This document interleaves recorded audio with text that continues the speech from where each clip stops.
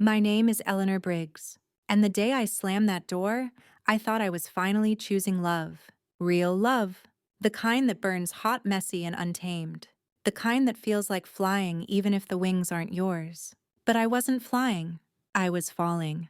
The last image I had of my daughter Lily was through the cracked glass of the living room window. She was 14, standing barefoot on the linoleum floor, clutching the hem of her oversized sweatshirt. Her eyes didn't well up. They didn't plead. They just watched quietly, almost coldly, as her mother left. So before you sit down and listen, I ask you this. Take a moment to like the video and subscribe to Grace's Truth. What you're about to hear isn't just my story. It's what happens when a woman forgets her own worth and what it takes to reclaim it. Trevor was leaning against the rusted hood of his Pontiac cigarette, bouncing between his lips like he was in a film that only he believed in. He didn't turn as I approached. Just flicked the ash off to the side and said, "Took you long enough?" I didn't respond. Just opened the door, threw my bag in, and climbed into the passenger seat like I wasn't also climbing out of a life. Behind me, the porch light clicked off. He drove without music. The silence didn't bother me. I had enough noise inside my head. I told myself this was the beginning of something free, something beautiful, something ours. But even as the wheels turned out of the driveway, I felt the truth beginning to rot in the pit of my stomach. Trevor wasn't a monster. He was just broken, and so was I. That's what made it feel like fate. Like two halves of a wrecked thing finally finding each other. He had that look, sunken cheeks, wild eyes that flicked around like he was always waiting for the next punch. He laughed too hard at things that weren't funny, and loved in a way that made you feel like a prize 1 second and a burden the next.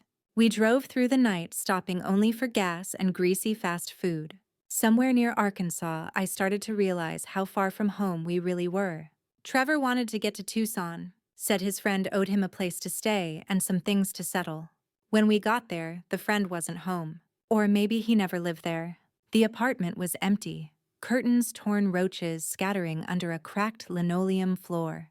Trevor cursed under his breath and sat on the stained couch like it was a throne. "This'll do for now," he muttered. That night, I slept on a towel spread over carpet that smelled like mold and old regret. Trevor drank straight from a plastic bottle of something brown, then passed out mid-sentence about his dreams of opening a music studio. I stared at the ceiling, tracing the water stains like constellations. I missed Lily's snoring. I missed the squeak of the hallway floor outside my bedroom. I missed the smell of her hair after showers. But I didn't call. Not yet. Instead, I scribbled a letter on a napkin I'd taken from a gas station. "Lily, I'm sorry. I know you think I'm choosing him over you. Maybe I am. But part of me feels like I have to do this, like if I stay, I'll rot in place. Please don't hate me. Love, Mom." I folded the napkin and tucked it into the side pocket of my bag. I told myself I'd send it tomorrow, but tomorrow never came. Trevor was volatile, not with fists, but with silence. His moods changed like weather in spring. Some mornings he made me pancakes and sang old Elvis songs. Others he disappeared for hours and came back with fresh bruises and no answers. I didn't ask. I just cleaned him up like I used to do with Lily when she fell off her bike. He never said thank you. Weeks passed in a haze of cigarettes, closed curtains, and missed phone calls I didn't return. I started writing letters to Lily every few days. Some angry, some pathetic, some full of dreams I didn't even believe anymore. None of them got mailed. Then came the fight. Trevor accused me of changing. Said, I looked at him like I didn't trust him anymore. He wasn't wrong. I had started locking my bag, sleeping with my shoes on. My soul, once soft and pliable, was turning brittle. He screamed. I flinched. He didn't hit me. He just left. That was the first night I sat on the porch alone, wondering if I'd made the biggest mistake of my life. I watched the desert swallow the stars. My hands shook not from fear, but from the weight of too many unspoken things. I thought of Lily, of her last birthday, how we baked that lopsided cake and danced barefoot in the kitchen to Stevie Nicks. I remembered the way she said, "Promise me you'll never leave, okay?" And I had said, "Where would I go?" I broke that promise 3 months later. At sunrise, I packed my bag. Trevor hadn't returned. I didn't care. I left a note, 3 words. "I'm done running. I didn't know where I was going. I just knew it had to be somewhere he wasn't. Somewhere my daughter could one day find me, not to forgive me maybe, but to see that I had tried. That morning, as I stepped out into the desert air, I felt it. The first crack of hope. The Greyhound bus reeked of sweat-fast food, and something I couldn't quite place, a scent like loneliness. I sat near the back by the window holding my bag like it contained not just my clothes, but my dignity too. I hadn't slept. The motel had been crawling with bugs and silence. No Trevor, no closure. Just me and the echo of every wrong turn I'd made. The driver's voice crackled through the overhead speaker. Next stop, Albuquerque. I didn't know anyone there. Didn't have a plan. But I had $87 a week's worth of motel shampoo and a name badge from my nursing days tucked inside my wallet. The last official thing that proved I'd once belonged somewhere. The bus hummed down the highway. I stared out at the desert rolling past like it had something to say, but didn't want to say it loudly. I thought about the promises I'd made. The ones I broke. The ones I wished I'd kept. I didn't eat that day. I barely drank. My stomach had twisted itself into a tight little knot that refused to come undone. At a pit stop diner, I slipped into the restroom, locked the stall, and pulled out my pocket mirror. My face looked faded, like I'd been living under someone else's shadow for too long. My eyes used to be green. Now they looked gray. My lips cracked. My skin dry. I barely recognized myself, and I wasn't sure if that was a good thing or not. Back on the bus, I clutched one of the letters I had written to Lily. It was dated 2 weeks ago. The ink had bled from moisture. Maybe rain. Maybe my own clumsy tears. It said, "Lily, if you're reading this, it means I finally got brave enough to send one. I never stopped thinking about you. Not once. Even when I should have been thinking about myself. I miss the way you'd hum while brushing your teeth. I miss the way you always knew when I was lying. I'm sorry for all the times I told you I'd never leave. I meant it until the second I didn't. Love, Mom." I considered asking the driver to mail it. Then I folded it again and slipped it back in. I wasn't brave yet. When the bus pulled into the station, the city felt like a foreign country. I checked into a cheap place off Central Avenue, the kind of motel that smelled like bleach and fear. I paid for 3 nights. No questions asked. No identification checked. The man at the front desk looked up briefly. "You running from something?" "Yeah," I said. "Myself?" I fell into a routine. I took small jobs, cleaning rooms, paid cash, ate 1 meal a day, drank water from the tap. I stayed invisible. And in the quiet, I started noticing things again, the shape of a child's laughter outside the window, the sound of a dog barking 3 streets down, the way the sunset bled into the city's skyline like it was trying to forgive everything that had happened that day. One morning, I woke up to find my bag missing. I tore the room apart sheets closet under the sink. Nothing. But it wasn't the cash that made my knees buckle. It was the letters. Every word I had written to Lily gone. Stolen. Trashed. Lost forever. I collapsed onto the floor and sobbed like I hadn't in years. Not because I missed Trevor. Not even because I was broke. But because I had been building something with those letters. A bridge. A fragile, flimsy thing, and now it was gone. That night, I didn't sleep. I sat in the motel's laundry room for hours watching the machines spin. Something about the rhythm made me feel less alone. An older woman walked in around 2 a.m, hauling a basket. She nodded at me. "Can't sleep?" she asked. I shook my head. I forgot how. She smiled kindly. "Name's Clara. I clean rooms at the hospital. You look like someone who used to wear scrubs." I blinked. "I did. A long time ago." "Well," Clara said, tossing her sheets in, "sometimes the best parts of us go quiet for a while. Doesn't mean they're gone." Her words sat with me for days. I started writing again. Not letters this time, but pages in a cheap spiral notebook I found behind the motel vending machine. Every morning before my shift cleaning rooms, I'd scribble fragments of memory. The smell of Lily's hair. The way she sang off-key. Her obsession with fireflies. I didn't know if it would matter, but I had to write or go mad. Then one afternoon, I found Trevor's name in the motel logbook. He had checked in 2 nights ago. Room 214. I stood outside the door for a full 10 minutes. Inside, I heard a man coughing. Low. Rattling. I could have walked in, confronted him, screamed. Instead, I turned around. I walked out of that motel and didn't look back. That was the first real decision I'd made for myself in years. It wasn't loud. It wasn't dramatic. It was just a woman choosing herself finally. And somehow that felt bigger than any revenge. The bus back to my hometown was half empty, like the universe was giving me space to breathe. I chose the window seat again, but this time I didn't look outside. I stared at my hands, counting the wrinkles like they were rings on a tree, each one marking a year I'd lost to someone else's chaos. I wasn't returning for redemption. I didn't expect forgiveness. I didn't even know what I was walking into, but I had nowhere left to run. And maybe there was a sliver of home that hadn't given up on me yet. When the bus finally pulled into the station, it was nearly midnight. The town hadn't changed much, still smelled like damp pine and old train smoke. The gas station across from the terminal flickered in half-lit neon, same as always. I walked. With every step, my legs ached. My body was weaker than I remembered, my spirit more fragile. But my feet knew the route.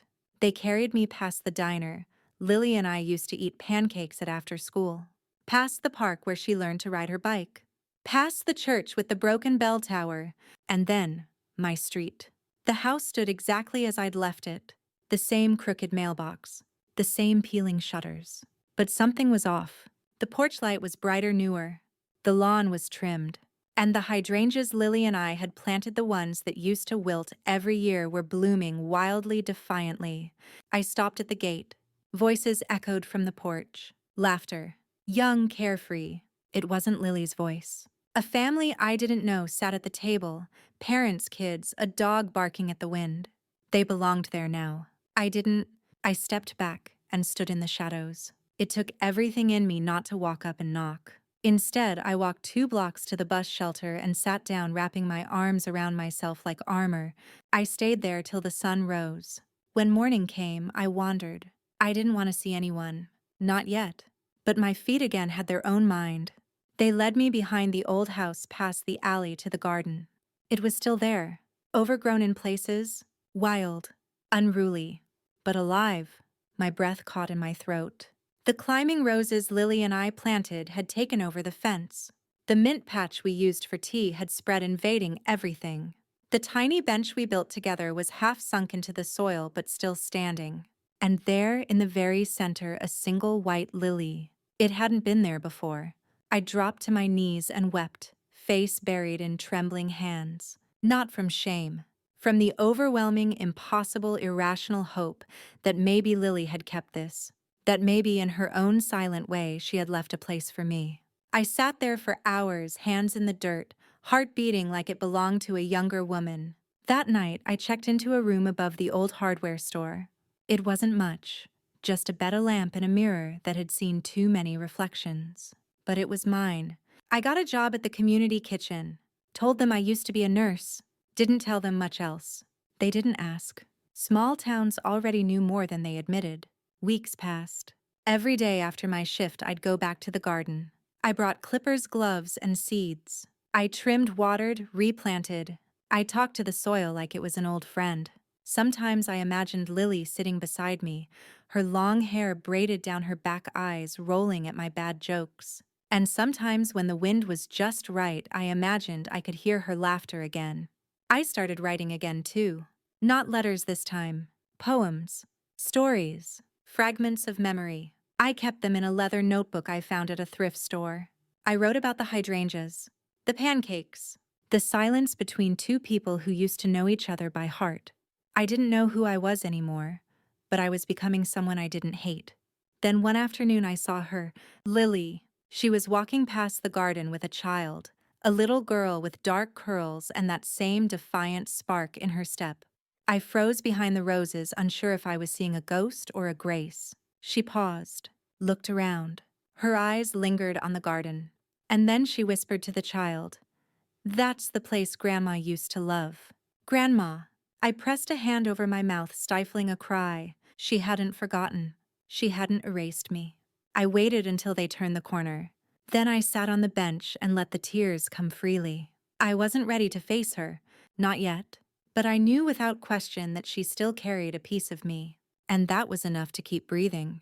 The next morning, I returned to the garden with trembling hands and a hammer, not to destroy anything but to rebuild. The bench Lily and I made when she was 7 had started to rot at the legs. I couldn't bear the thought of it collapsing. It was more than furniture. It was a memory made solid, a quiet witness to every word we never said. I worked in the golden silence of the morning, the sound of nails tapping like a steady heartbeat. I was older now, slower, but my hands remembered the rhythm. Fixing things had once been second nature. Stitches on the skin braces on a broken limb, whispered reassurances in an emergency room. But this was different. This was me stitching something back into myself. As I wiped the sweat from my brow, I heard footsteps. I looked up. It wasn't Lily. It was the little girl, the same child from yesterday. She stood at the edge of the garden, clutching a half-eaten apple, her wide eyes watching me with silent curiosity. "Hi," I said softly. She didn't answer right away, just tilted her head. "Are you the garden lady?" I smiled, heart thudding in my chest. "I guess I am." She stepped closer, toeing the grass. "My mom said you used to plant flowers here." I nodded. "A long time ago. With someone very special." She looked around. "It's really pretty, even the messy parts." That made me laugh, a sound I hadn't heard from myself in years. Sometimes the messy parts are the most honest. "What's your name?" "Eleanor." "What's yours?" "June." Of course it was. Something about her felt like spring. We sat on the newly repaired bench, sharing the shade and the silence. She pointed at a row of forget-me-nots and asked if they were magic. I told her they might be. She said she believed in things like that. I said I used to. Then her voice dropped. "My mommy gets sad sometimes when we walk by here." I turned slowly to her, my chest tightening. She said this garden used to be full of love, but it got broken, like a story with no ending. I didn't know what to say to that. Children see through everything, even the scars we think are invisible. "Tell her," I began, then stopped. "Tell her what?" "That I'm sorry. That I never stopped loving her. That I thought I was doing the right thing when I walked away." June looked at me, waiting. I cleared my throat. "Tell her I'm still here." She nodded solemnly, as if she understood far more than I deserved her to. Then she ran off, trailing sunlight in her wake. I sat alone for a while longer, staring at the spot where she'd been. That evening, I did something I hadn't done in years. I cooked. Roasted chicken just like Lily liked. Potatoes with rosemary. Fresh bread. I bought the ingredients with the last of my tips from the kitchen job and set it all up on a small fold-out table in the garden. I lit candles, not for romance, for warmth, for remembrance. And then I waited. I didn't invite anyone. I just waited. As the sun dipped behind the trees, painting the world in dusky gold, someone approached. Footsteps. Slow. Hesitant. I didn't turn. I didn't have to. I knew it was her. She didn't speak at first. Just stood there behind me, breathing. Then, "You kept the garden?" I nodded, eyes fixed on the flame flickering in the glass jar. "It kept me?" A pause. "I didn't know you came back." "I didn't plan to." Another silence, this one heavier. "Why now?" she asked. I turned. Finally. She looked older, yes, but not hardened. Her eyes were still the same, wide, intelligent, unforgiving. But beneath that, something else shimmered. A question, an ache, maybe even a thread of hope. "I ran out of places to run to," I said. She blinked. "You said you loved him more than me," she whispered. "No," I said. "I loved him instead of me." She looked away, blinking fast. "That's not better." "I know." I reached into my pocket and pulled out the leather notebook, the one filled with poems and memories. I handed it to her without a word. She took it, flipped through a few pages. I watched her lips tremble, watched the words hit her like slow lightning. And then quietly, fiercely, she sat. She didn't say she forgave me. She didn't have to. She just broke off a piece of bread, dipped it in the rosemary oil, and placed it on my plate. And we ate. Not as mother and daughter, but as two women trying to build a bridge, one bite at a time. The next morning, I awoke to the sound of birdsong and something else, the low hum of a memory. It clung to my ribs like a lullaby from another lifetime. For a brief moment, I forgot where I was. Then the scent of garden earth, wild mint, and bread crust brought it back. The dinner. The silence. The broken woman with my daughter's eyes sitting across from me as if the years between us were just fog that hadn't yet burned off. I didn't expect a second visit, but she came. Lily walked into the garden just before noon, hair pulled back in a braid like she used to wear in high school. She held the notebook I'd given her in one hand, thumb tucked into a page like she wasn't done reading. Her other hand held June's. They sat. June beamed like nothing had happened, like this was routine, not resurrection. Lily didn't speak for a while. She just stared at the garden. Finally, she asked, "Why didn't you ever mail them?" The question I'd been dreading. I exhaled slowly, because I didn't think I deserved to be heard. Lily nodded like that answer hurt, but it made sense. "I read everyone," she said, voice barely louder than the breeze. "Even the angry ones." "Especially the angry ones," I said with a dry smile. That made her laugh small, unexpected, a sound I hadn't heard in over a decade. It fractured something in me, a wall, a dam, maybe even shame. "I hated you for a long time," she admitted. "You had every right. I told people you were dead." I looked down at my hands, wrinkled and work-worn. "I was, for a while." She looked at me then, really looked. "Are you clean now?" The question didn't surprise me. The assumption hurt, but it was fair. I had left her for a man who shared needles more often than dreams. "I never used," I said, "but I was sick in other ways." She nodded again. "Me too." We sat in that quiet understanding for a long time. Then June piped up. "Mommy says sad hearts don't mean bad people." Lily smiled gently. "That's from your book, isn't it?" I nodded. Page 12. We spent the afternoon pulling weeds, silent but together. June watered the roses with a tiny plastic cup. Lily trimmed the vines. I unearthed a half-buried trowel, rusted but usable. And in that small corner of the world, something ancient and sacred began to repair itself. But healing isn't linear. It never is. Later that week, I got a call from the soup kitchen where I worked. They were laying off volunteers due to budget cuts. I needed income. I walked to the local care center, the one where I'd once done night shifts as a nurse decades ago. I asked if they needed help. The woman at the front desk squinted at me. "You Eleanor Briggs?" "We have a record of your license. Expired, but still on file." "I'm not looking to treat patients," I said. "I just want to clean, fold linens, wipe down chairs. Anything." She raised a brow but eventually shrugged. "You know your way around a hospital at least. Come in Monday." It wasn't glamorous. It wasn't permanent. But it was something. That night, as I returned to my rented room above the hardware store, I passed by the corner lot where the library used to be, now reduced to rubble and fence posts. A group of teenagers stood nearby, smoking, laughing loud in the way only the young and unscathed can be. One of them tossed a crushed soda can over the fence. Normally I would have kept walking, but I didn't. I stopped, turned, and there, in the middle of the sidewalk, stood Trevor, older, gaunter, his eyes, sunken teeth yellowed. A ghost in human form. He recognized me instantly. "Eleanor," he slurred. "God, I thought you were dead." I didn't move. My breath caught somewhere between my throat and my pride. He stumbled forward. "I've been looking everywhere. You left me." "You're still alive," I said, voice flat. He grinned like it was a joke. "Barely."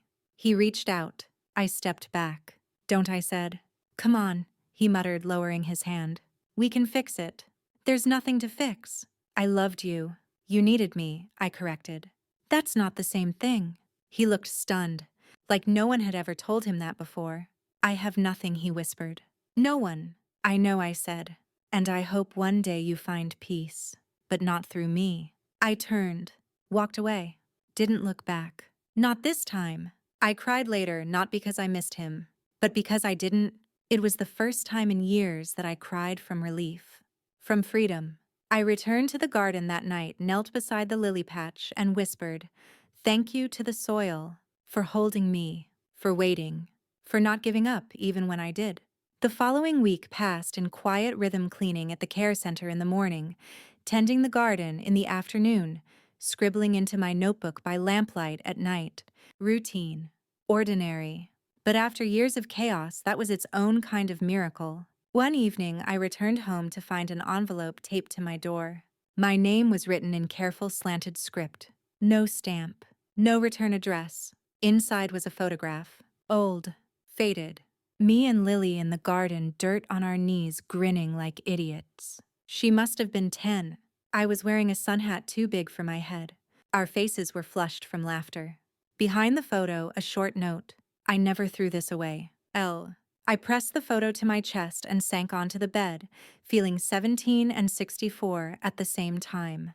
That weekend, Lily and June came again. We had lemonade under the willow tree. June brought a book she wanted me to read. A story about a fox who lost his way and found a home in an unexpected place. The metaphors weren't subtle, but they didn't have to be. Lily brought a small box. I thought maybe you'd want these, she said. Inside were scraps of old drawings, a button from my old nurse uniform, and a friendship bracelet I'd once tied around her wrist before a middle school field trip. I used to hate that you left, she said. But eventually I hated that I still cared. I don't deserve any of this, I whispered. She looked at me then, not with pity, not with bitterness, but with something else. You don't have to deserve love to be given it, she said. Sometimes we give it anyway. I didn't respond. What could I say? She had grown up strong, wiser than I ever taught her. Perhaps because of my absence, or in spite of it. Later that night, I went to the hardware store to pick up nails for a trellis I wanted to build for the climbing roses. As I walked home, someone called my name. It was Marcus. I hadn't seen him in over 20 years. Tall, quiet, kind-eyed Marcus. The retired postman who used to bring Lily her pen pal letters. The man who once left a single sunflower on our porch every Friday. No note, no expectations. He still wore the same denim jacket. Still had that way of speaking, like each word mattered. I heard you were back, he said. I replied, surprised at how steady my voice was.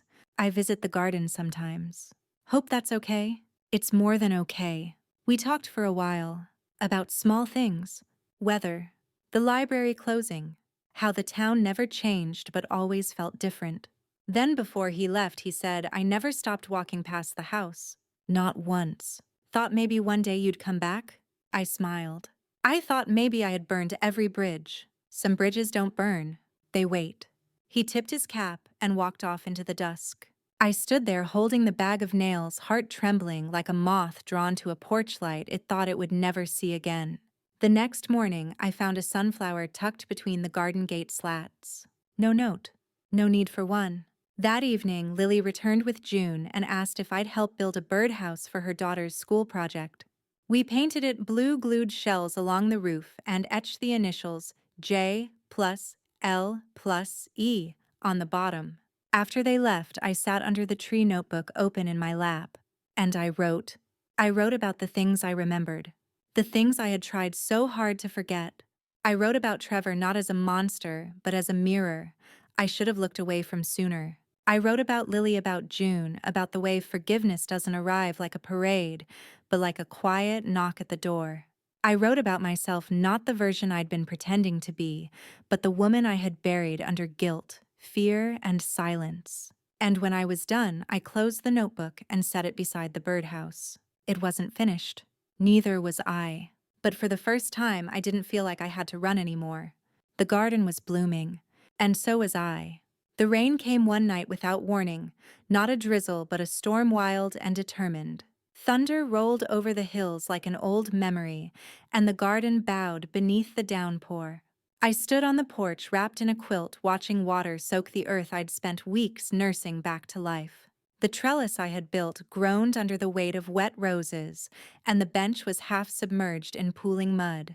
But I didn't panic, not like before, because I'd learned something from those flowers, that the strongest things don't resist storms. They bend. They root deeper. By morning, the garden shimmered under a thin veil of mist, glistening like it had just been baptized. The roses were still standing. The forget-me-nots had leaned into each other, not apart. And I knew then, storms didn't erase what mattered. They only made the survivors more certain of their place. That same morning, I found another note under the garden rock, this time from Lily. Would you like to come for dinner tomorrow night? June wants to show you her reading award. She's very proud. I stared at those words for so long I thought they might vanish if I blinked. Dinner. A real seat at her table, not just forgiveness but inclusion. Still, my fingers trembled as I wrote a reply. Yes, I'd be honored. The following evening, I put on the nicest blouse I owned, pale blue soft cotton. I brushed my hair, even found an old pair of earrings tucked into the lining of my purse. As I approached her house, a small bungalow 3 streets down from the one we once shared, my hands clutched the wrapped gift I'd bought. A small hand-bound journal for June. The porch light was on, the curtains parted, and there she was, Lily opening the door with that same half-smile she used to give me when she wanted something, but was too proud to ask. "Hi, Mom!" 2 words. 1 bridge built. Inside, the house smelled like rosemary and lemon. June ran to me, arms wide. "Grandma, I saved you the seat next to mine."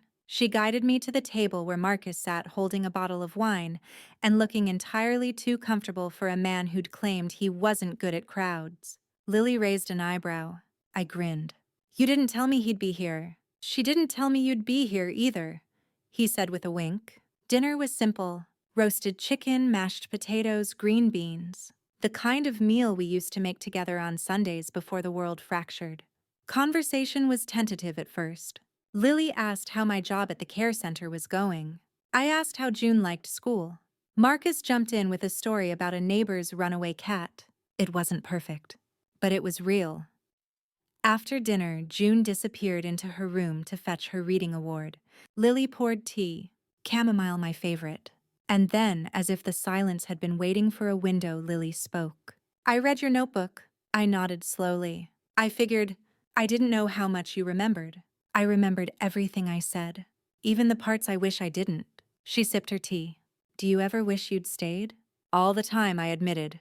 "But if I had, I wouldn't have learned how much I lost." She looked at me for a long time, and then she said something that cracked me open in a way nothing else had. "I used to pray that you'd come back, but I stopped when I turned 16. Not because I stopped loving you, but because I didn't think I could survive the hope anymore." Tears welled in my eyes, but I didn't let them fall. Instead, I reached across the table, took her hand, and said the only thing I could. "I'm here now. For as long as you'll let me be." And for the first time in our new story, she didn't pull away. That night, after the dishes were washed and June was tucked in, Lily walked me to the porch. The air was cool, the stars sharp and endless. Marcus offered to walk me home. I accepted. As we strolled under the street lamps, our shoulders occasionally brushed. "She's strong," he said softly. "She had to be. And you." "I'm still learning," I whispered. He nodded. "Me too." At my door, he paused. "I know it's early," he said, "but I'd like to take you out sometime. A real date." I blinked. "You sure you want a woman with this much baggage?" "Only if you'll carry mine too," he smiled. I laughed. "I'll think about it." As he walked away, I looked back at the garden. Even in the darkness, it glowed. And I knew, truly knew, that love had never been in the man I chased, or even in the house I abandoned. Love was in the soil, in the girl who waited longer than I deserved, in the child who called me grandma without hesitation. Love was and always had been at the home I abandoned. But it waited, quietly, like a sunflower leaning toward morning. The next few weeks unfolded like slow honey. Not perfect, not without bitterness, but sweet in ways I never expected. Small moments stitched the days together, moments I had once taken for granted. June started stopping by after school with drawings. She insisted I hang in the kitchen of my rented room. Bright rainbows, crooked hearts, a stick figure version of me with giant gardening gloves, and a smile as wide as the paper. I hung every one. Lily and I began walking together in the evenings, usually around the garden. We spoke in fragments at first, childhood memories, local gossip, how the church finally fixed its bell. Then bit by bit the deeper things surfaced. The grief, the anger, the pieces of silence we'd lived inside for too long. One night, under a harvest moon, she asked the question I feared the most. "Why him?" I didn't pretend not to know what she meant. "Because he saw the worst in me and didn't run," I said. She nodded, but her voice cracked. "But I needed you to see the best in me and stay." I took her hand, then, like I hadn't done since she was a child waking from a bad dream. "I see it now. Every single day." We stood there in the moonlight, Two women made of the same stubborn bone and tender ache, finally learning to forgive the same mother, me. The next morning, I woke early and walked to the mailbox at the end of Lily's street.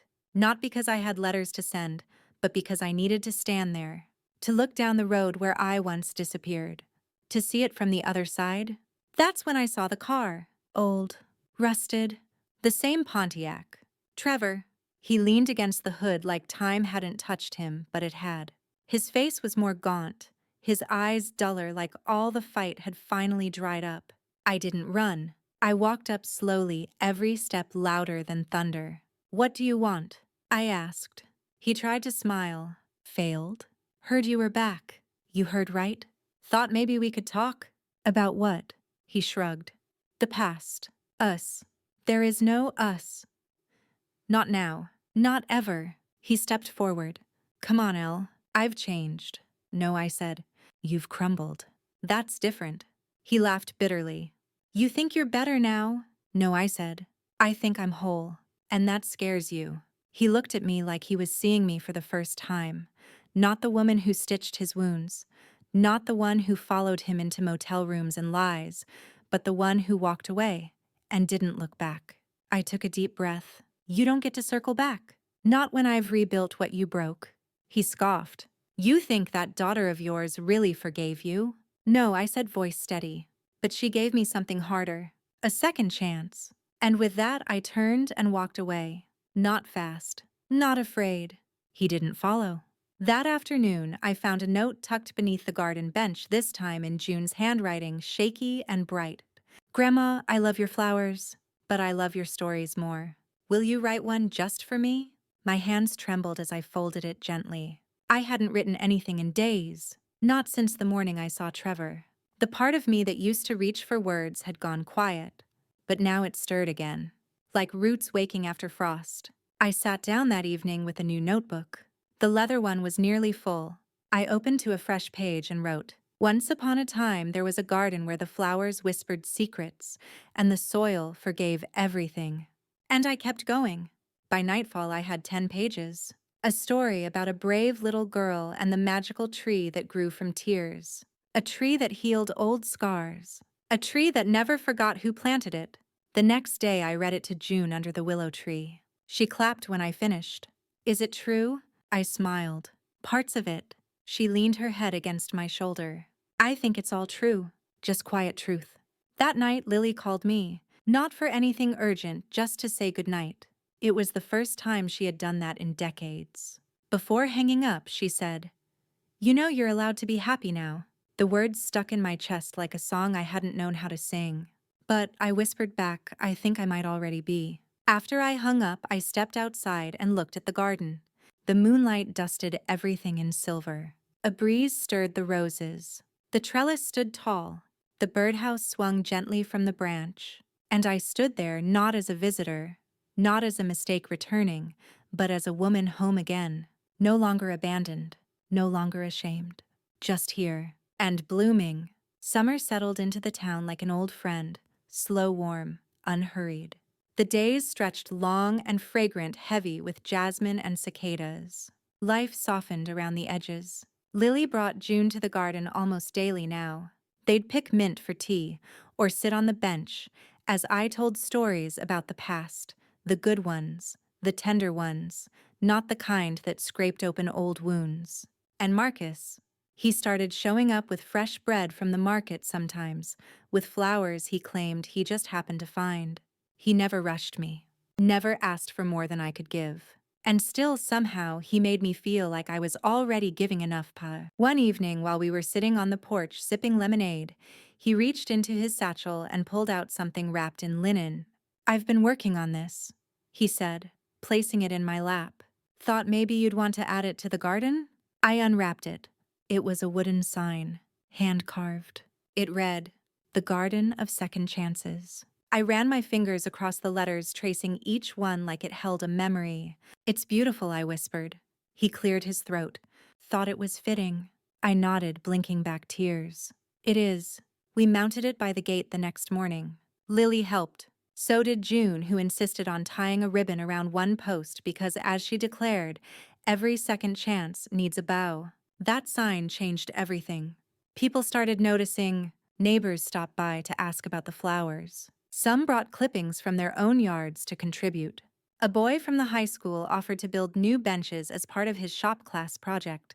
A retired woman from across the street brought birdseed and started feeding the wrens and finches that had returned to the trees. What had once been my private grief garden became something else. A place of quiet gathering, a place of restoration, a place where things didn't have to be perfect to be beautiful. One Sunday, the local paper ran a story on it. Nothing fancy, just a column about a local woman returning home and reviving the spirit of her family garden. They included a photo. Me, Lily, June, and Marcus standing under the archway of climbing roses. When I saw the print, I cried. Not because of shame or regret, but because the woman in that photo looked whole, looked found. Later that week, I was invited to speak at the community center. Just a short talk, they said. Tell your story. I almost said no, but Lily looked me in the eye and said, Mom, there are other people still running. Maybe they need to know it's okay to stop? So I agreed. The evening of the event, I stood on stage in front of 50 people clutching a copy of one of the stories I'd written for June. I told them the truth. That I'd run, that I'd failed, that I'd been lost for years in someone else's darkness. But I also told them how the garden and the people I once hurt gave me space to come home. I ended with this. I used to think healing had to be earned, but now I believe it has to be accepted. We don't get better because we suffer enough. We get better because someone somewhere says, "You're worth saving anyway." Ooh. The applause was soft, respectful. But the real response came later in letters slid under my door and strangers who stopped me at the market to say, "Me too," or I didn't know anyone else felt that way. It was never about the crowd. It was about the connections. The quiet acknowledgments that survival is a language only the broken truly speak, and when we speak it aloud, it becomes a song. That night, Lily brought over a small box. Inside was a stack of my old letters, the ones I thought were lost forever. They were in my closet, she said. I couldn't throw them away. I picked one at random, unfolded it, and read my own words, written in the jagged scrawl of a woman begging to be remembered. And I did remember. I remembered all of it. The leaving, the returning, the pieces, the glue. And I realized something else. Maybe I hadn't lost everything. Maybe I had just taken the long way home. The season shifted without announcement, as it always does. Warm afternoons giving way to golden evenings, the first leaves yellowing at the edges. Autumn was whispering in the wind, and for the first time in years, I didn't dread its arrival. Instead, I welcomed it like a woman who had finally stopped running. The garden had changed too. The roses were slower now, more deliberate in their bloom. The sunflowers had started to droop heads heavy with seed. June called them sleepy giants, and I couldn't argue with that. I was changing with the season. One morning, while I was kneeling beside the lavender bed trimming the stalks, I felt a tap on my shoulder. I turned expecting Lily or maybe Marcus, but it was a young woman I didn't know. Maybe late 20s, early 30s, with tear tracks barely dried on her cheeks. "Are you Eleanor?" she asked. I nodded slowly, standing up and brushing dirt from my knees. "Yes. Can I help you?" "I saw the article in the paper," she said. "I read your speech online. My mom walked out when I was 8. I haven't heard from her since. And then I read what you said about how healing doesn't have to be earned." She stopped, swallowing hard. "I just wanted to say thank you for saying it out loud." I didn't say anything. I just stepped forward and pulled her into a hug. Because sometimes the most profound conversations need no words. After she left, I sat on the bench and stared at the garden with new eyes. What had once been a graveyard of regret was now becoming something else entirely, a haven, a refuge, a sacred plot of earth that turned pain into pollen. That afternoon, Lily brought by a small envelope. "You're going to laugh," she said. Inside was an invitation. A school event, Grandparents' Day. June had insisted I attend. She'd even written my name in glitter across her poster board. I didn't laugh. I cried. Because that kind of inclusion, that kind of belonging, it's not small when you've known absence. It's everything. So I went. I sat in the small cafeteria filled with juice boxes and art projects and watched June proudly stand beside her display about her garden grandma. There were photos, hand-drawn flowers, even a tiny paper trellis. When she finished, she ran over to me, wrapped her arms around my waist, and whispered, "I told them you made things grow." Later, a teacher asked if I'd like to volunteer at the school garden. Just a few hours a week, nothing formal. I said yes without hesitation. And that's how I found myself 2 weeks later showing second graders how to plant basil and chase ladybugs without stepping on their own shadows. It wasn't the life I had before. It was better. Because it wasn't built on sacrifice or silence. It was built on choice, on return, on the fierce, humbling grace of being allowed back in. One afternoon, as I was packing up my trowel and gloves, June tugged at my sleeve. "Grandma." "Yes, sweetheart. Did you always know you'd come back?" I paused. "No," I said honestly, "but I never stopped hoping I could." She nodded, thoughtful, wise beyond her years. Then, "I'm glad the garden waited." So was I. Because what I had learned painfully slowly with dirt under my nails and ghosts at my heels is that not all gardens bloom on schedule. Some need time, space, forgiveness. Some need storms to wake them up. Some need a child's voice to remind them why they matter. That night, Lily and I sat on the porch as the sun slipped behind the hills. She held a cup of tea. I held her silence. After a while, she said, "You know what's funny?" "What?" "I used to come to this garden after you left. Every day after school. I didn't tell anyone. I just needed to be here." I looked at her. "Why?" "Because even if you were gone, this was the one place that still felt like you loved me." Her voice cracked. "Mine did too." I reached for her hand. "I did. I always did." She didn't answer, but she didn't let go either. And in that quiet, with the sky streaked in peach and lavender and the air thick with the scent of rosemary and dusk, I realized something sacred. You can't undo the past, but you can grow around it. Like vines through broken fences, like wildflowers in sidewalk cracks, like forgiveness, where there used to be blame. You just have to stay long enough to bloom. The first frost came early that year, not harsh, just a polite warning. A silver kiss on the leaves. The roses curled in on themselves. The mint turned bitter. The marigolds bowed like elderly women at a slow dance. I stood in the garden that morning, bundled in Marcus's old sweater, watching the steam curl from my mug like breath from the past. Everything was changing again. But this time I wasn't afraid. Change no longer felt like a thief. It felt like a visitor with good intentions. Lily called just after sunrise. "June wants to make apple pie today. Think you could teach her the old recipe?" I laughed. "The one that ends with flour on the ceiling and butter in our hair. That's the one." So we spent the day in Lily's kitchen, June perched on a stool apron tied like a cape, cheeks smudged with cinnamon. She took to baking like she took to stories, with wide eyes and fierce joy. As I kneaded the dough, Lily leaned against the counter watching me with a look I couldn't quite name. "You've changed," she said softly. I glanced up. Too late. She shook her head. "Just enough?"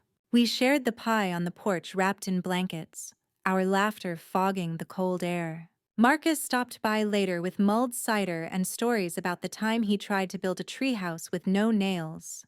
"You survived?" I teased. "Barely. Still can't feel my left thumb." We were a strange little family cobbled together from memory mistakes and second chances. But we fit.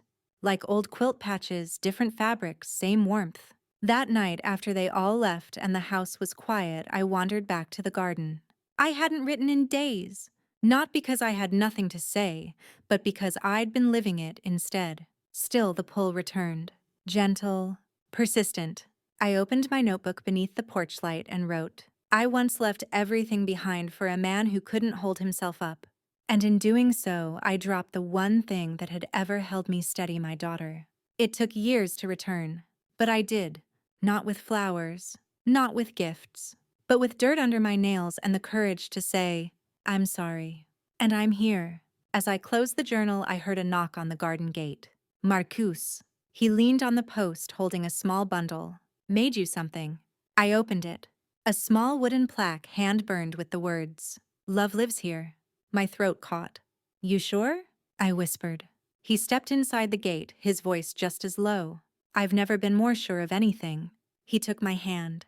We stood in silence, surrounded by the bare branches and quiet promise of spring beneath the soil. Later that week, I asked Lily if she still had the key to our old house, the one I walked away from all those years ago. She looked surprised, then cautious. Why? I want to visit it, I said. Not to reclaim it. Just to see it. One last time. So we did. We knocked first. Manners matter. The new family was kind curious. They let us walk through the rooms like tourists in a museum of our former lives. The wallpaper had changed. The curtains were gone. But the creak in the hallway, still there. In the kitchen, I stood in the exact spot where I once dropped my bags and told Lily I was leaving. The air felt thicker there, like the ghosts still hovered. I used to hate this room, she said quietly. Me too. We left after 10 minutes. No fanfare. No melodrama. On the way back, Lily reached across the car and squeezed my hand. It's just a house now, she said. And I knew what she meant. Because home was no longer tied to that space. Home was wherever she let me sit beside her. Where June asked me to braid her hair. Where Marcus read my journals aloud when my voice cracked. Home was the garden. The new one. The earned one. The one that hadn't waited for me but forgave me anyway. That night, I hung Marcus's plaque above the gate. The words shimmered under the porch light like a blessing. Love lives here. And for the first time in decades, I believed it. Winter didn't arrive with a blizzard or trumpet blast. It arrived quietly like a soft hush settling over the town. The days shortened, and the garden, now trimmed back and mulched, fell into a deep sleep beneath a blanket of frost. But even in its slumber, it was alive. So was I. One morning, I opened the front door to find June standing there, bundled in a puffy purple coat, cheeks, pink eyes shining. Grandma, she announced, holding up a glitter-covered envelope I won. I blinked, still half asleep. Won what, sweetheart? She bounced on her toes. The writing contest? My story about the magical garden got picked for the school newsletter. Lily appeared behind her, smiling, holding a thermos. She insisted on telling you in person. June barreled past me and climbed into her usual spot at the kitchen table. I followed, laughing. I want you to read it, she said, pulling out the folded pages. So I did. And I cried. It wasn't just a story about plants or sunshine. It was about a garden that could heal people's hearts. A place where even broken moms and sad grandmas could learn to bloom again. A place where love waited in the dirt. Lily watched me read, her expression softening with every sentence. When I finished, she reached over and placed her hand on mine. She sees you, she whispered. Really sees you. I wiped my eyes. She sees better than most grown-ups ever could. Later that day, Marcus and I walked to the edge of the park where a few families had begun putting up holiday decorations. Lights twinkled from bushes and paper snowflakes danced in windows. I held his arm as we strolled, warm cider in hand. You know what I'm thinking? He asked. What? That this might be your year. I tilted my head. For what? For not waiting on life to let you in. I smiled. You think it's time? I think it's past time. He reached into his pocket and handed me a folded paper. It was a permit, one he'd filled out at the town hall. Application. Community garden expansion. The name at the top. The Garden of Second Chances. I stared at it, stunned. We've got space behind the school, he said. They'll donate tools, the high schoolers will help build. But they want you to run it. Me. He nodded. You're already doing it. Now you just get to do it louder. I laughed, the kind of laugh that bubbles up from somewhere honest. I don't know if I'm ready. You don't need to be ready, he said. Just willing. So I said yes. And just like that, something new began. Not as a redemption, not as a way to erase the past, but as an offering. A seed planted in the open. The following week, I stood in front of a classroom full of teenagers holding a trowel in one hand and a notebook in the other. They looked bored, skeptical. Until I said, raise your hand if you've ever wanted to disappear. Half the hands went up. Now I continued, raise your hand if you came back. A few more hands joined. I smiled. Then you already know how to grow something. And just like that, they listened. They dug holes, planted seeds, painted signs, built benches. They laughed, shared stories. Some cried, and I stood in the middle of it all, not as someone perfect, but as someone present. That Christmas Lily gave me a small envelope. Inside was a key. I looked at her confused. To the guest house behind ours, she said. We renovated it last spring, just in case. My breath caught. I'm not asking you to move in, she said quickly. Just be nearby. For us. For June. For yourself. I held the key in my hand. It was small. Plain. But to me it weighed more than any gold I'd ever worn. Later that night, I stood in the garden, snowflakes swirling around me, and pressed the key against my chest.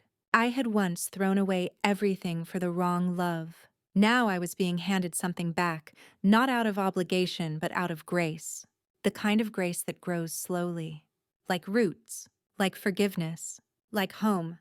The guest house was simple, one bedroom, a tiny kitchenette, windows that caught the sunrise just right. Lily and Marcus had painted the walls a soft cream, and June had filled the space with drawings and books she insisted I had to have near me in case of emergency. I moved in on New Year's Day, not because it was symbolic, but because it felt natural, like breathing again after holding it in for too many years. That morning, Lily stood in the doorway with a steaming mug of coffee and a smile that still made me ache with gratitude. "You okay?" she asked. I nodded. "I feel grounded," she chuckled.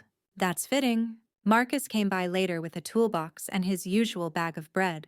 He fixed the squeaky cabinet door and stayed to share toast and jam with June, who had appointed herself official breakfast quality inspector. By mid-January, the community garden project behind the school had broken ground. Kids who'd barely spoken a word to me the first week now greeted me with nods and jokes. Their cheeks red from the cold, but their hands warm with work. One girl, Sarah Quiet, always sketching, brought me a drawing. It was the garden. But in the center was a woman with long gray hair kneeling in the soil, surrounded by glowing roots. "You made this?" I asked. She nodded, brushing hair from her eyes. "Why the light underground?" "Because you said healing starts before we can see it," she whispered. I hung it on my wall that night above the bed, where I could see it every morning and every evening. Because it was true. Healing is invisible at first. Quiet. Like seeds waking in the dark. One afternoon in February, I found Lily in the old garden, the one we'd restored together, sitting alone on the bench. Her face was tight, pale. I sat beside her. "I went to the doctor this morning," she said. My body tensed. "Nothing serious," she added quickly. "Just tired." But it scared me. How fast everything could go backward. I nodded, placing my hand over hers. "You're not alone anymore," I said. She leaned her head on my shoulder. "I know. That's what scares me. I finally have something to lose again." I knew exactly what she meant. After all, I had lost her once. But this time we held each other not out of fear, but out of choice. The next day we made a new habit. Tea at twilight. Every evening. No matter how tired. No matter how busy. A ritual. A rhythm. A way to remind ourselves that even after everything we had survived. One evening during one of those teas, Lily pulled out a dusty old photo album. "Do you remember this?" she asked, flipping to a photo of her 8th birthday party. There I was, frosting on my chin, pretending to eat a cupcake like a monster, while Lily giggled with cake in her hair. "I used to stare at this picture when you were gone," she said. "Just to prove to myself that once it was real." "I did the same," I admitted. She blinked. "You kept photos. Only one. The one of us in the garden. You were holding a worm like it was a baby." She laughed full and loud. "I remember. I named it Fred. Fred the garden guardian." We sat there laughing through tears, letting the old wounds breathe, not to hurt us, but to remind us of our capacity to heal. That night, I wrote in my journal, "Today we didn't pretend the past didn't happen. We let it sit beside us like an old guest who had overstayed its welcome, but still brought stories worth hearing." In early March, June brought home a school project, a family tree. She asked me for names for stories. "Where do you want to start?" I asked. "With you," she said. My heart caught. "Why?" "Because you're the roots." And in that moment, I realized I wasn't just healing my own story. I was anchoring hers. Spring arrived quietly, as if testing whether we were ready for warmth again. The ground once stiff with frost began to soften. Buds peeked out from branches. The garden, sleepy for so long, stirred beneath my feet. And something in me stirred too. One morning, I stood on the porch of the guest house with a mug of tea watching the garden glow with dew and realized I couldn't remember the last time I'd woken up afraid. That was new. Later that day, Marcus invited me to the town's spring jubilee. He claimed the lemon pie contest needed an experienced taster. I agreed, not for the pie, but for the joy in his voice when he asked. At the jubilee, children ran past us with painted faces. Music played from a tinny speaker. Everything smelled like lilacs and popcorn. And I couldn't help but smile, not the careful, practiced smile of survival, but the soft, unconscious smile of someone who was simply content. Lily arrived an hour later with June, who wore a daisy crown, and dragged me by the hand to see the wish tree. It was an old elm in the center of the square. Someone had tied strings to its branches with slips of paper fluttering like birds. Wishes, secrets, hopes. "Can we make one?" June asked. Of course. I took a pen and a tag, and I hesitated. What do you wish for when you've already received more than you deserve? When the people you hurt are sitting beside you, letting you love them again. When the ghosts are no longer louder than the wind. In the end, I wrote one word: stay. Because for the first time, I didn't want to go anywhere. We tied our wishes to the tree and watched them sway. June said puppies and pancakes forever. Lily's was folded too tight for me to read. On the walk home, Lily slipped her hand into mine. I still have bad days, she said. When I remember the years we lost. I nodded. Me too, but now they don't break me. Because now you have something better, I said. She looked over. What's that? A future. That evening we held dinner in the garden. Just the four of us. No holiday. No reason. Just the need to be near each other. June told stories about school. Marcus recited a terrible poem about tomato plants falling in love. Lily laughed so hard she cried. And I sat back watching the way you do, when you know the moment you're in is one you'll carry until your last breath. After dessert, Lily stayed behind to help me clean up. As we washed the dishes, she said, "You know what the hardest part was?" I shook my head. It wasn't when you left. It was when I stopped being angry, because then I had to decide what to do with the love that was still there. I set the towel down and looked her in the eye. I never deserved your love. Maybe not, she said, but you have it anyway. And in that moment, I felt something crack.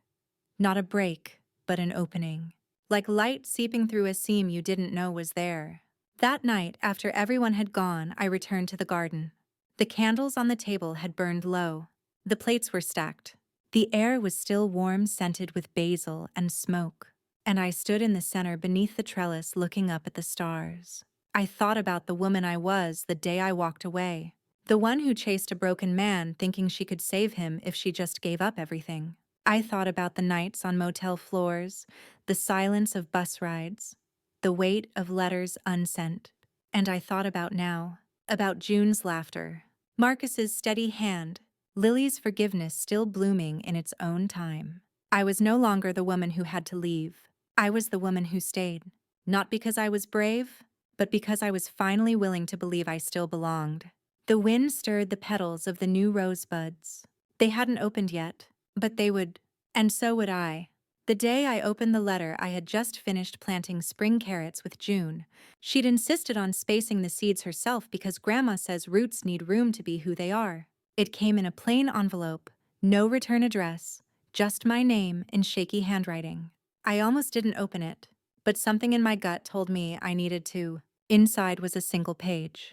Trevor. He was in hospice, liver failure, no family listed, no visitors. They'd tracked me down through a note he left on file. Only one who ever saw me. I stared at the paper for a long time. I thought I'd feel rage, or closure, or maybe the hot bloom of resentment rising in my chest. But I felt none of that. I just felt tired. That night, I told Lily. She looked at me with wary eyes. "Are you going to see him?" "I don't know," I said. "I don't want to go for him. I'd be going for me." She nodded. "Then do it." So I went. The hospice was quiet, clean. The kind of place where everything smelled like antiseptic and lilies, where the walls tried not to echo. Trevor was smaller than I remembered. Just bones now, skin like wax paper. His eyes fluttered open when I walked in. "Eleanor," he rasped. I pulled the chair closer. "I heard you were here." He tried to smile. "Didn't think you'd come." I didn't think I would either. There was a silence between us, thick with years and words left unsaid. "I ruined you," he said finally. "No," I replied. "You never had that kind of power." He coughed, winced. "I remember the night you left. The note. 3 words." I waited. "I'm done running." I nodded. "You meant it." I did. His hand twitched on the blanket. I didn't reach for it. "I'm sorry," he whispered. I didn't forgive him. But I didn't need to, because forgiveness, I'd learned, isn't a gift we give others. It's the knife we finally pull out of our own back. I stood. "I hope you find peace." He looked at me, eyes wet. "I hope you already did." And I left without looking back. The sun was setting as I stepped outside, casting the parking lot in a golden haze. I closed my eyes and let the warmth touch my face. It felt like something had closed. Not with a slam, but with a sigh. When I returned to town, Marcus was waiting at the garden gate. "You went," he said. I nodded. "How do you feel?" Like I didn't leave anything behind this time. He took my hand and kissed my knuckles. "That's the thing about coming home. It only works if you come back whole." That evening, Lily, June, and Marcus joined me for dinner under the arbor. The garden was in bloom. The tulips had opened. The rosemary was thick with scent. The birdhouse June had built last year was now home to a family of sparrows. We laughed. We ate. We toasted to the dirt under our nails and the scars on our hearts.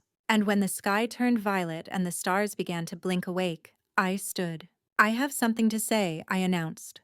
They looked up. I took a breath. For a long time I believed love was something you had to earn. That if you messed up even once it was gone. But I was wrong. I looked at each of them. Lily with her steady gaze, June with her daisy grin, Marcus with his quiet certainty. Love doesn't vanish, it waits. Sometimes loudly, sometimes in silence, but it waits. And if you're lucky, if you're brave, you come back to it in time. There were no applause, no grand declarations, just the sound of wind in the trees, and the feeling of being seen, really truly seen. That night, after everyone left, I walked through the garden one last time before bed. The moon hung low and full, casting everything in silver, and I whispered to the sky, to the roots, to the woman I used to be. I stayed, and the garden, ever faithful, bloomed in reply. So this was how it happened. Not with a grand reunion in the rain, not with tearful speeches on doorsteps or dramatic pleas to be forgiven, but with a garden, a quiet place where roots could grow again, even in the soil of regret, where a daughter hardened by abandonment softened with every shared afternoon, where a granddaughter learned that even broken women could become heroes, where a man who once waited too long for love finally found it in small gestures, steady eyes, and hands that no longer trembled from fear. I came back not because I was brave. I came back because something deep inside me, something that had refused to die, whispered, "You still have time." And that whisper became a voice. That voice became a seed. And that seed bloomed into a second chance. To love, to be loved, to be forgiven, not because I deserved it, but because love doesn't keep score. It simply stays rooted and waits. So here I am, no longer the woman who ran, no longer the woman who begged for scraps of affection. I am the woman who stayed, who planted herself again, not in the past, but in the present. And now, when I walk through this garden and see June dancing between the flower beds, when I hear Lily humming to herself in the kitchen, when I feel Marcus's arm wrap gently around my waist, I know love was never behind me. It was always here, waiting. And this time I didn't miss it.